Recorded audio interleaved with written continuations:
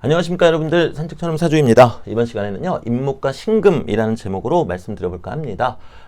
이제 명리 공부를 하다 보면서 이제 많은 분들이 진술충미가 어렵다 이제 이런 말씀 대단히 많이 하시잖아요. 근데 저는 오히려 이 임목하고 신금이 그렇게 어렵더라고요. 얘가 왜 어려운가 하면은 임목이 봄의 시작이고 양력으로는 2월 달이거든요. 그러면 춥단 말이죠. 춥다. 네. 그런데 요 안에서 인호술의 인이잖아요. 병화가 확 치고 올라온단 말이죠. 양기운은 강하다. 자, 반대로 신금 같은 경우에는 신월이 양력으로 8월입니다. 그럼 8월 우리 어떤가요? 명리 공부하시는 분들 제외하고는 8월 달에 야 이제 가을이다 하면은 다들 이상하게 쳐다볼걸요? 왜? 더우니까요. 네. 그런데 신금 안에서 신자진의 신이기 때문에 임수, 음기가 탁 치고 올라오더란 말입니다. 제가 그래서 초반에 공부할 때 이 임목하고 신금을 공부하는 게 그렇게 어려웠어요, 저는. 네. 이게 명리학은 자연학이라고 하는데, 자연학이면은, 인월이면은 추운 게 당연한 거고, 그런데 인호술의 인이니까 양기운은 또 올라오더란 말이죠. 그리고 반대도 마찬가지고요. 근데 이제 공부를 하면서 알게 된 거지만, 제가 더운 것은 무조건 양기, 추운 것은 무조건 음기, 이렇게 잘못 규정을 하면서 생기게 된 오류였더라고요. 자, 그래도 여러분들 입장에서 공부하시는데 조금 난해하실 수 있기 때문에 오늘은 거기에 대한 말씀을 좀 드려보고자 합니다. 예를 들어서 병화일간인데 인월에 태어났다라고 가정을 해볼게요. 인월 인시에 태어났다.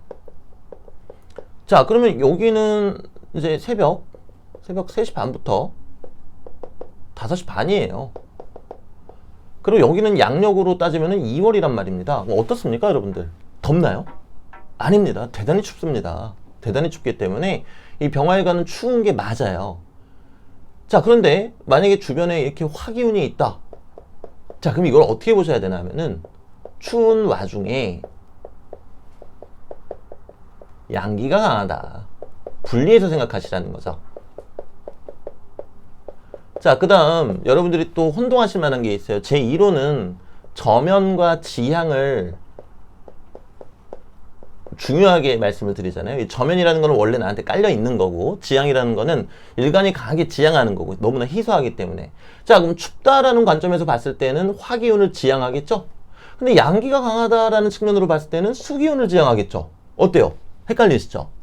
근데 이거는요, 말 그대로 왔다 갔다 한다고 생각하시면 돼요. 무슨 얘기인가 하면은, 만약에 이런 명식이 있다라고 가정을 했을 때, 춥냐 덥냐 그럼 추운 게 맞습니다.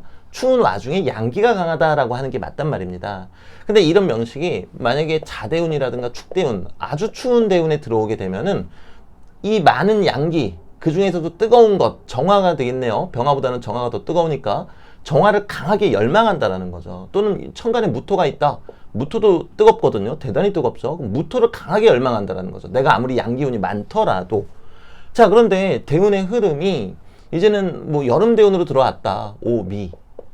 그러면 가뜩이나 양기가 이제는 많았잖아요. 근데 양기운이 더 세게 들어오니까 오히려 이런 오대운이나 미대운 같은 때에는 수기운을 지향하게 된다라는 거죠. 내가 필요로 하니까요. 자, 신금 같은 경우도 마찬가지라고 생각하시면 됩니다. 여러분들이 잘못 보실 수 있는 예시를 제가 한번 적어봐 드릴게요. 이게 제가 보드마카를 바꾸고 나서 지우개를 바꿔야 되나요? 휴지를? 네, 이게 잘 안 지워지더라고요. 네. 신금일간인데 무신월에 태어났다라고 가정을 해보겠습니다. 자, 우리가 겉으로 봤을 때는 화기운이 없는 것처럼 보이겠죠? 하지만 신월은 어떻다? 뜨겁다, 덥다. 자, 겉으로 봤을 때는 화기운이 없어 보이지만 신금이기 때문에 대단히 뜨겁고요. 무토도 대단히 뜨겁습니다. 그리고 심지어 이 무토의 근이 신중무토에 있는데 이 신중무토는 정화의 기운을 머금고 있거든요. 그럼 대단히 뜨겁겠죠? 자, 그럼 우리가 겉으로 봤을 때는 이 화기운, 즉 관성이 없어 보이지만 사실은 관에 대한 두려움이 있을 수밖에 없다라는 겁니다. 네. 너무 뜨거우니까. 신금은 뜨거운 거를 좀 불편해 하잖아요. 근데 이 겉으로 봤을 때는 뭐 신금이니까 겁재고 무토니까 정인처럼만 보이겠지만 이 이면에 담겨 있는 얘기는 너무나 뜨겁다, 화기운이 강하다, 사람 무리들이 좀 불편하다, 혼자 있는 것이 편하다, 이렇게 얘기를 하고 있다라는 거죠. 그러니 여러분들이 이 글자 하나만 그냥 단순하게 보시고 이거를 입체적으로 생각을 안 하시면은 감명이 얼마나 엉뚱하게 흘러갈지 아시겠죠? 네. 그냥 뭐 야 뜨겁지 않네, 신금이니까 가을이네, 금기운이니까 차갑네, 정인하고 겁재가 있네, 이렇게 잘못 해석하게 되는 경우가 있더란 말입니다. 올바른 거는 화기운이 상당하구나, 그 와중에 정인과 겁재가 있구나, 이렇게 보시는 게 맞다라고 말씀드리겠고요. 마찬가지입니다. 너무 덥기 때문에 지향하는 것은 수기운이 되겠죠, 기본적으로. 하지만 시간이 지나면서 대운이 예를 들어서 추운 대운으로 들어왔다, 뭐 자대운, 축대운으로 들어왔다, 그럼 그때는 이제 지향하는 게 수가 아니라 화기운으로 변한다라는 거죠. 즉 음과 양을 자꾸 왔다 갔다 하는 경우가 생기겠죠. 아까 전에 예시로 드렸던 병화일간인데 인월 인시에 태어났다. 그럼 일단은 추운 거거든요. 이 안에 병화가 이렇게 잔뜩 들어있다고 하더라도, 여기 중간에 뭐 오화가 이렇게 있다 하더라도 일단은 추운 겁니다. 태어난 월과 시간이 추우니까요. 그럼 이 명식은 기본적으로 지향하는 것이 화기운이 된다는 거죠. 드러내는 것, 펼쳐내는 것, 화려한 것, 또는 열중하는 것, 이런 것들이 기본적으로 세팅이 된다라는 겁니다. 자, 이게 임목하고 신금에서만 유독 두드러지는 현상입니다. 저는 왜 이것이 그러한가 라는 관점에서 우리가 생각을 해봤을 때, 저는 이 삼합을 하늘의 질서라고 늘 말씀을 드립니다. 하늘의 질서. 또는 뭐 하늘의 질서 이렇게 거창하게 말씀드릴 것도 없이 뭐 천체의 질서라고 말씀드려도 될 것 같아요. 네.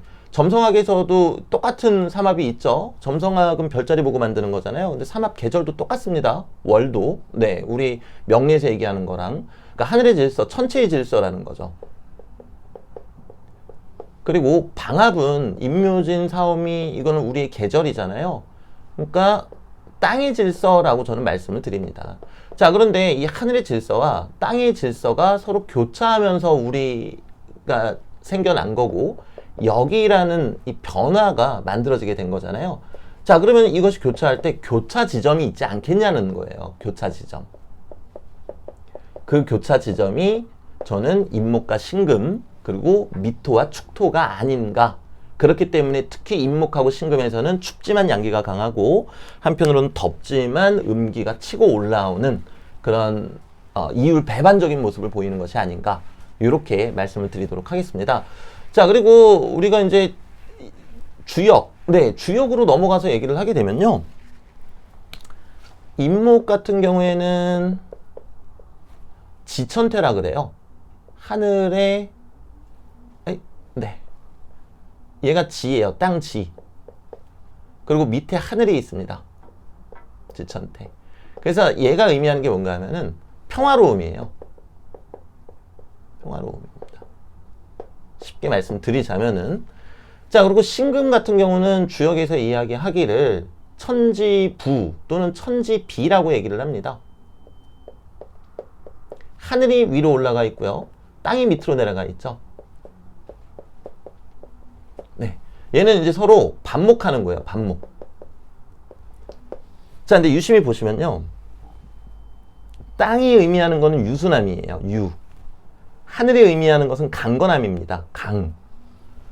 자, 근데 땅이 위에 올라가 있죠. 그럼 땅은 원래 어떻게 작용을 하게 되죠? 아래로 내려갑니다. 땅이니까요. 자, 하늘이 밑으로 내려가 있죠? 그럼 하늘은 어떻게 되겠습니까? 위로 올라갑니다. 자, 그러면은 강과 유, 강건함과 유순함이 서로 교차하게 되겠죠? 그러면서 평화로움을 만들어낸다는 겁니다.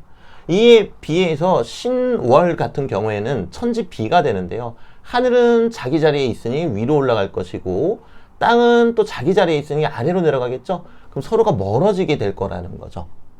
자, 근데 우리가 인간의 입장에서 신금도 의미가 깊고 임목도 의미가 깊지만, 우리 인간의 입장에서는 이 평화로움이 좀 더 아름답게 보이잖아요. 그 이유가 뭔가 하면은 강건함과 유순함이 서로 교차하기 때문이다.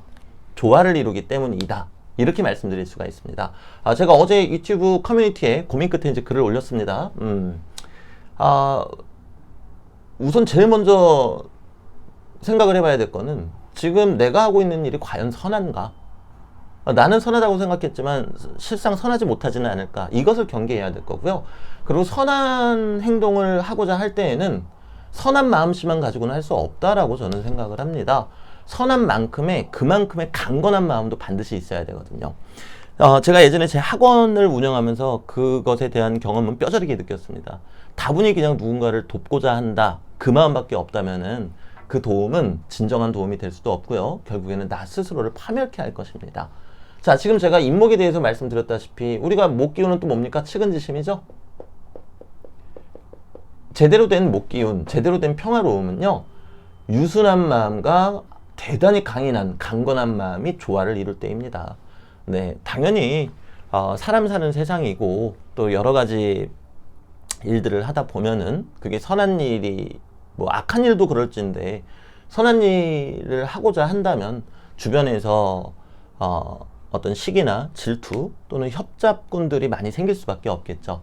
하지만 그때 강건함을 잃지 않고 간다면 결국에는 한마음 한뜻으로 무언가를 이룰 수 있다라고 생각을 합니다. 많은 분들이 어제 제가 유튜브 커뮤니티에 올린 글을 읽어주시고 제가 상처받았을까봐 대단히 걱정하시는데요. 감사하게도 저는 역학 공부를 하면서 그런 부분에 있어서 결코 상처를 받지는 않습니다. 다만 정말 아무 죄도 없이 그냥 이거 너무 죄송해 죽겠어요. 저한테 어떻게 보면 멱살 잡히셔가지고 엉겹결에 같이 뛰어드시게 된 우리 레나타로 선생님께서 너무 마음 아파하실까, 그것이 너무 염려되어서 좀 알아주십사 하고 올린 글입니다. 다시 한번 느낍니다. 이 인목 지천태를 통해서 진정한 선함은 강건함이 바탕이 되어 있는 유순함이구나 라는 것을 느낍니다. 그리고 두 번째는 냉철한 판단이 바탕이 되어 있는 유순함이구나 라는 것을 늘 느낍니다. 때문에 이 강건함과 유순함은 결코 둘이라 할 수 없겠죠. 그 둘이 조화를 이룰 때 평화로움이 찾아오는 것처럼요, 여러분들도 하루하루 내가 중용을 걷고 있는지 늘 생각해 봐 주시면 좋겠습니다. 그리고 걱정과 응원과 그런 어떤 격려의 메시지 보내주시는 점 마음속 깊이 간직하고 감사해하고 있겠습니다. 뭐 앞으로 내년은 물론이고요, 내후년에는 더 뭐 많은 일들이 있겠죠. 왜냐면 제가 이루고자 하는 것이 보편적인 것은 아니기 때문에 그럼 당연하게도 더 많은 뭐 소위 얘기하는 안 좋은 일들, 뭐 불협화음이 생길 수밖에 없겠지만 제가 중심을 잡고 또 레나 선생님께서 중심을 잡아주시는 한 결코 흔들리는 일은 없을 겁니다. 눈 하나 깜짝하지도 않을 거고요. 네, 그래서 오늘 영상은 여기서 마무리 짓도록 하겠습니다. 감사합니다, 여러분들. 감기 조심하세요.